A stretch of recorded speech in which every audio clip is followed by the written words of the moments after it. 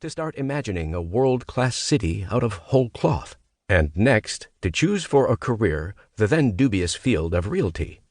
Yes, that's what Billy Garland was, a real estate man, the premier realtor in an era when realtors drove the city's growth, when an emergent Los Angeles was hell-bent on hosting the 1932 Olympics.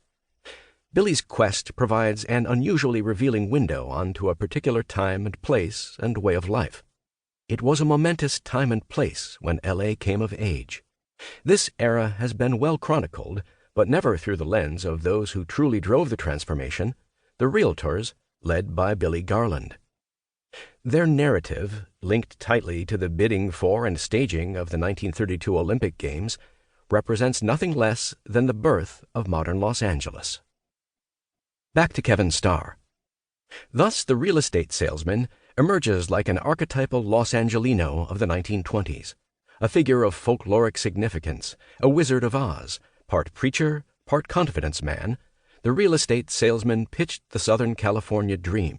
Despite the occasional frauds, the ever-present hoopla, 1 million Americans were in the course of a brief decade placed in homes and recycled into new lives.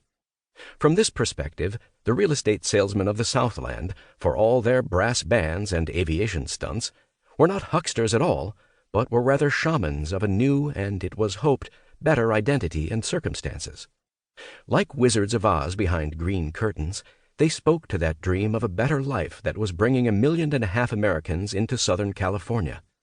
The roll call of modern Los Angeles realtors, or more correctly its Berks peerage, commences with William May Garland, the Prince of Realtors as he was known. This, curiously, was Starr's only reference to Billy in all his books. One sentence on one page in Material Dreams. I say, let's go further. Come with me as we watch the preachers and confidence men work their magic behind green curtains. Prologue. Billy's Parade. In Southern California, the year 1932 began, fittingly enough, with an illusion. William May Garland, known across the region as the Prince of Realtors, acting as the Grand Marshal at the Pasadena Tournament of Roses parade on New Year's Day. There he was at 66, in a dark pinstriped suit and tie, with his trademark turquoise-rimmed glasses and snowy white hair parted down the middle, marching just behind a bugler, mounted police, and a drum corps. 70 flowered-covered floats followed, some propelled by motors, others by prancing horses. Not by chance, the Pasadena Tournament of Roses Association's own float featured the Queen of the Olympic Games, a young woman enthroned amid a profusion of flowers on a dais above a base of huckleberry arranged to depict the various continents of the world. Billy Garland could not have been happier. It had rained the day before, and the forecast had been for more rain this morning. Rain, hail, or snow will be just an added attraction, the tournament's president had declared. But instead, the sun shone brightly. To the north and east, the rough, snow-covered peaks of Mount Lowe and Mount Wilson held back a dark shroud of clouds, leaving the parade imbued with a sparkling clarity. Those mountains must have looked like Olympian deities to Billy. He had made it all happen.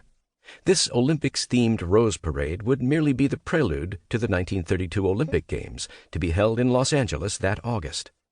As president of the city's 10th Olympiad Committee, Billy had literally imagined the Los Angeles Games into being. It had been an outlandish notion.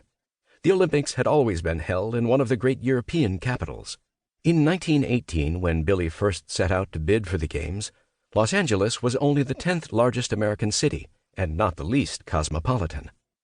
It more closely resembled a frontier town, with its leaders still kicking mud off their boots.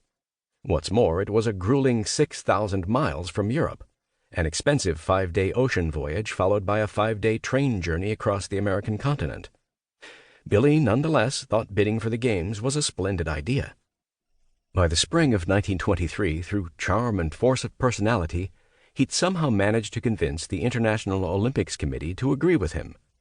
When the IOC members met in Rome on April 9, 1923, Billy prevailed almost entirely because of the connections he'd forged. As the meeting adjourned, after a vote in favor of Los Angeles' bid, one of the committee members from Central Europe approached him and said, "Billy, I voted for Los Angeles because I like you."